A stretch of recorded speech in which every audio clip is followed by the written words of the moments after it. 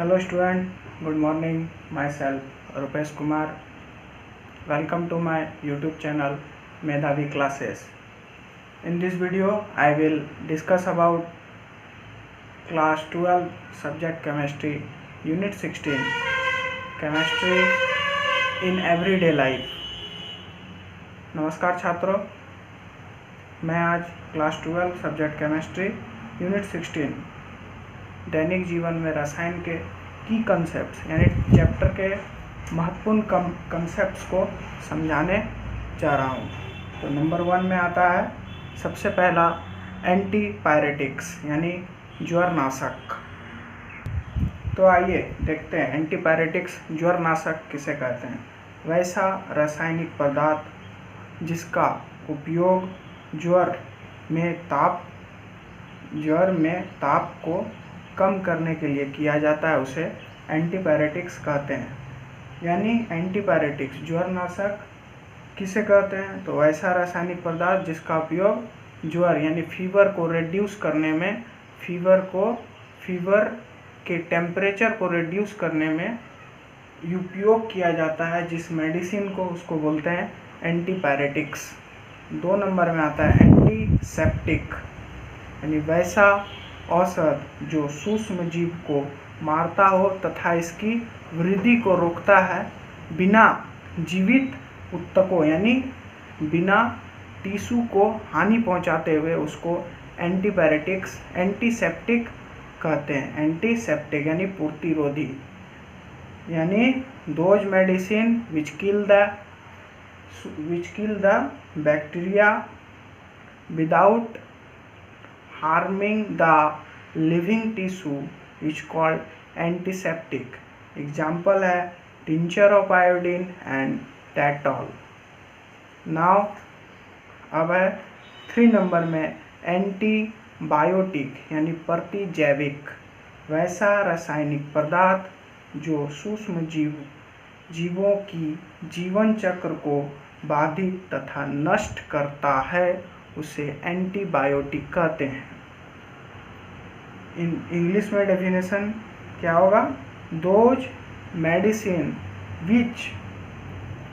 विच stops और kill the life cycle of micro organism are called antibiotic. Example है penicillin etc।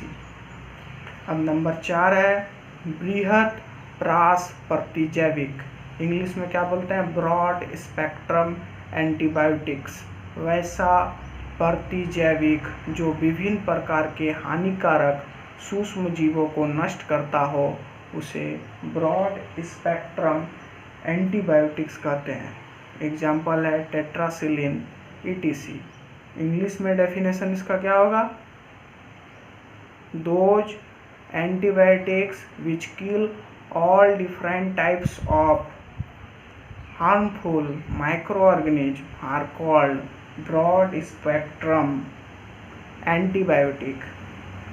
तो ये 4 थे इम्पोर्टेंट हेडलाइन और या टर्म जिसको समझकर आप चैप्टर दैनिक जीवन में रसायन के पूरे लेसन को अच्छे तरह से आप समझ सकते हैं। ये 4 थे और भी बहुत सारे हैं जो आ रहे हैं। ये है की कंसेप्ट्स इस चैप्टर के। नंबर 5 में है परिरक्षक प्रिजेटिव। वैसा परिरक्षक किसे कहते हैं, वैसा रासायनिक पदार्थ जो भोजन की रक्षा जीवाणु, ईस्ट तथा कवक से करता है उसे परिरक्षक कहते हैं या कहलाता है। एग्जाम्पल है सोडियम बेंजोनेट सॉल्ट यानी नमक इत्यादि।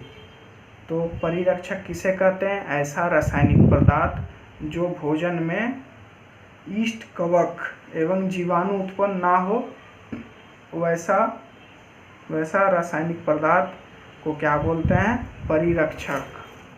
ठीक है, पैकेट जितना भी पैकेट फूड आइटम्स आता है वो सब में क्या रहता है, सोडियम बेंजोनेट, जिसके कारण वो अधिक लंबे समय तक ताज़ा रहता है, जिसको हम लोग बोलते हैं फूड प्रिजर्वेटिव। इंग्लिश में डेफिनेशन सिंपल है, those chemical substance which protect the food from yeast, molds and harmful bacteria are called food preservative. Which kill the yeast, molds, etc. These chemical substances are called food preservative. Examples: sodium benzoate, salt, etc. Now come in 6 number में देखिए क्या है, कृत्रिम मधुरकता यानी artificial sweetening agent, वैसा पदार्थ जो स्वाद में मीठा हो लेकिन हमारे शरीर को कैलोरी प्रदान नहीं करता है, उसे कृत्रिम मधुरकता कहते हैं। यानी आर्टिफिशियल स्वीट एजेंट्स उसको कहते हैं, यानी वैसा पदार्थ सब्सटेंस जो स्वाद में मीठा हो लेकिन हमारे शरीर को कैलोरी प्रदान नहीं करता है, उसे हम बोलते हैं आर्टिफिशियल स्वीटिंग एजेंट।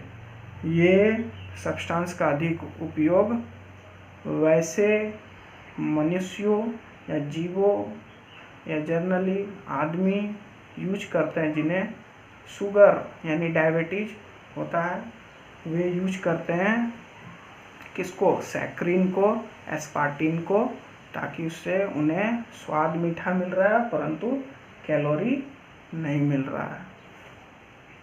तो इसका उपयोग कौन करते हैं, डायबिटिक पेशेंट इसी का यूज करते हैं, सैक्रिन का उपयोग करते हैं।